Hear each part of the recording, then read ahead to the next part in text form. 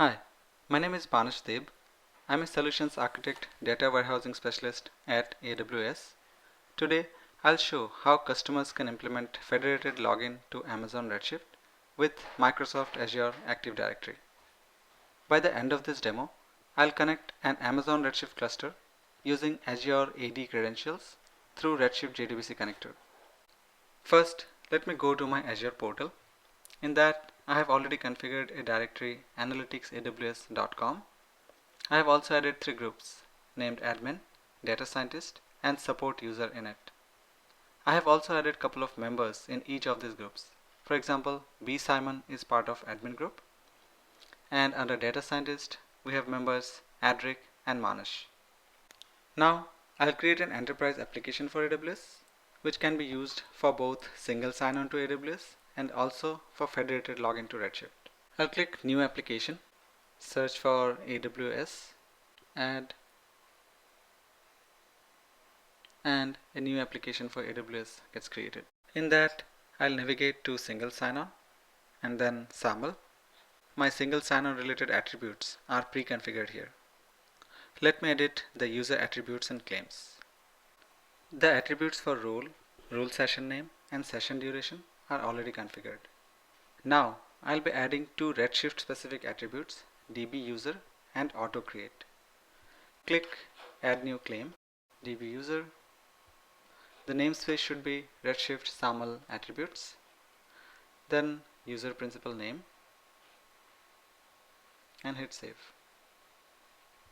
Next one is autocreate, same namespace, and the value should be hard-coded as true. This autocreate value makes sure that whenever a new user tries to log into Redshift through Azure AD, his credentials are auto-created in Redshift. The next step is to download the metadata and use it to create an identity provider in AWS. Let me click download here and then jump to the AWS console. In AWS, I'll go to IAM, Identity and Access Management Service, and here I'll create an identity provider named Azure. Provider type SAML, provider name Azure. You can give any name here. Then I need to upload the file which I downloaded from Azure AD earlier. My next step is to create some roles in AWS corresponding to my Azure AD groups. If you recall from Azure side, I had 3 groups: admin, data scientist, and support user. So I'll be creating corresponding roles in AWS side now, which will be a one-to-one mapping. Let me create a role now. SAML 2.0, provider is Azure, programmatic access. Attach all the relevant policies for this group and let us name it Azure admin.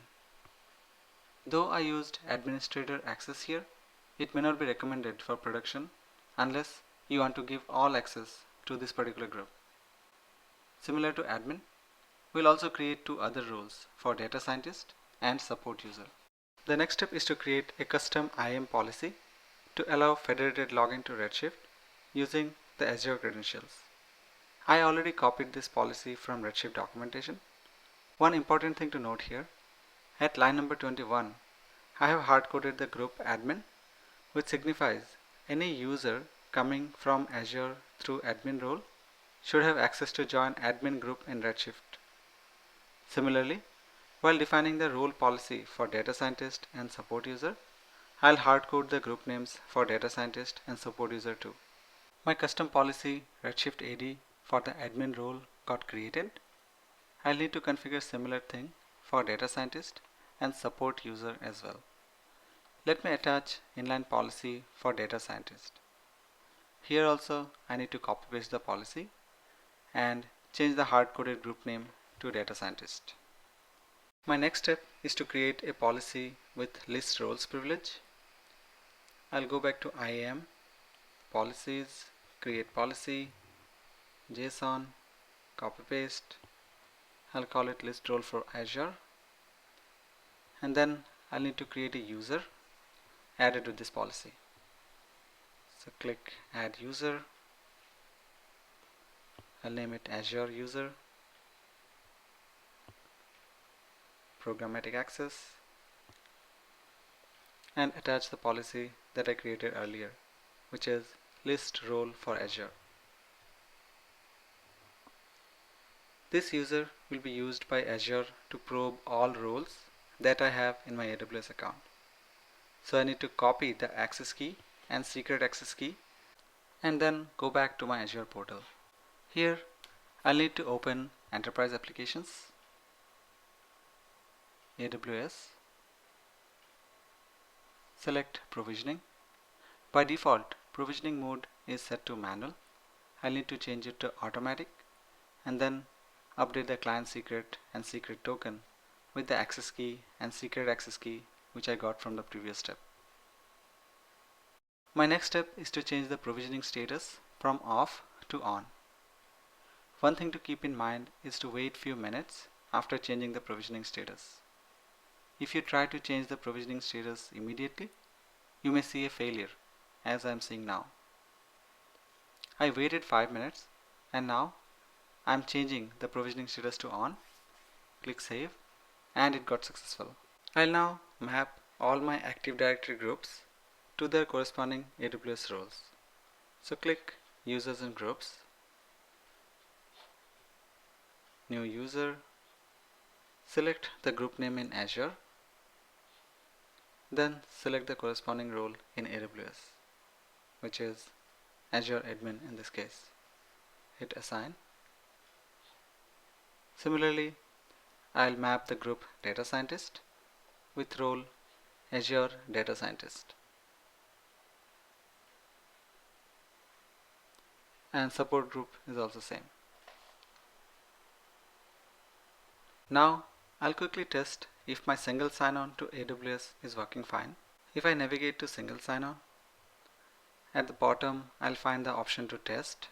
I'll sign in as current user and I got logged in successfully to my AWS account. And I logged in as data scientist, as Manush is part of data scientist group. And let us see the token claims that were passed from Azure. At the end you see the Redshift specific attributes, which is DB user and auto create. And we have the other attributes related to AWS single sign-on. I need to grant user read directory permission to the AWS application through app registration option. Here select AWS, API permissions, add permission, Microsoft Graph, delegated permissions, user.read, click add permissions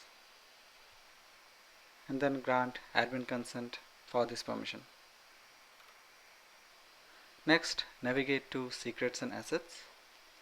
I'll need to create a new client secret which will be used by Redshift JDBC and ODBC drivers to communicate with Redshift. One more thing to note, this secret will only be visible once, so please keep it in a safe, separate location. Next, I'll test Redshift connectivity with Azure through JDBC. For that, I already have one Redshift cluster in my account with the name Redshift Cluster 1. I have also downloaded AWS SDK version of Redshift JDBC driver from the AWS website.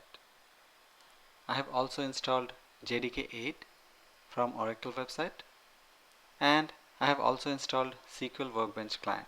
With SQL Workbench, I'll first log in as the master user that got created with the Redshift cluster. If you recall, I had three groups: admin, data scientist, and support user in Azure, which I had also hard-coded in my IAM policies. I need to create similar groups, admin, data scientist, and support user, in Redshift side now while logged in as the master user. After that, I'll try to log in with some Azure credentials. I have already configured the connection for admin, for which the driver should be Amazon Redshift that I downloaded from AWS website earlier. The URL format here should be JDBC Redshift IAM followed by our Redshift cluster name followed by the region and the database name. Then I need to add some extended properties. First is the client secret that I got from my Azure portal. then user and password, which is same as my Azure credentials. I'm trying to log in as B. Simon here, who is part of the admin group. Plugin name is hard-coded as Azure Credentials Provider and group name is admin.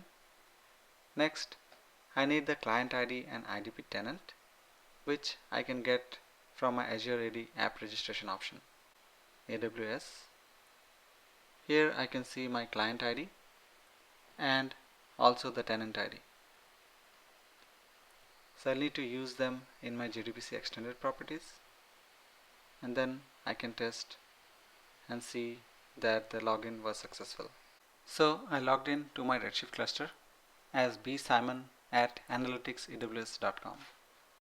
Next, I'll test the credentials for a data scientist. Let me copy paste the same configuration I had for admin. I'll only need to change the user and group here. I'll use the user Adric, who is part of data scientist group. So let me change both. And now I logged in as a data scientist Adric at analyticsaws.com. Next, I'll configure multi-factor authentication for my Azure account and then access Redshift using the credentials of a user John, who is member of support user group. In my Active Directory, I'll click Security, Conditional Access, New Policy. I'll name it MFA policy.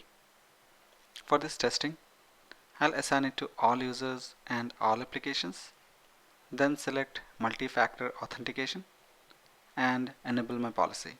Next, I'll navigate to app registration, authentication, add platform, put localhost Redshift in the redirect URL and click configure. I'll now switch to AWS IAM console and create a new role, Azure support user, under SAML provider Azure.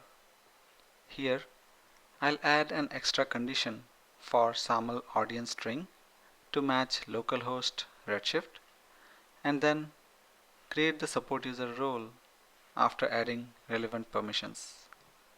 Next, I'll add Redshift inline policy for this role using policy template mentioned in AWS documentation for Redshift Azure Active Directory setup. In this, I'll need to change all the attributes highlighted in red like region, account number, cluster identifier, database name, DB group name, and also the role identifier. I'll use CLI command IAM get role to get this unique identifier. Make sure to also change the DB group as support user as shown at line number 26 here.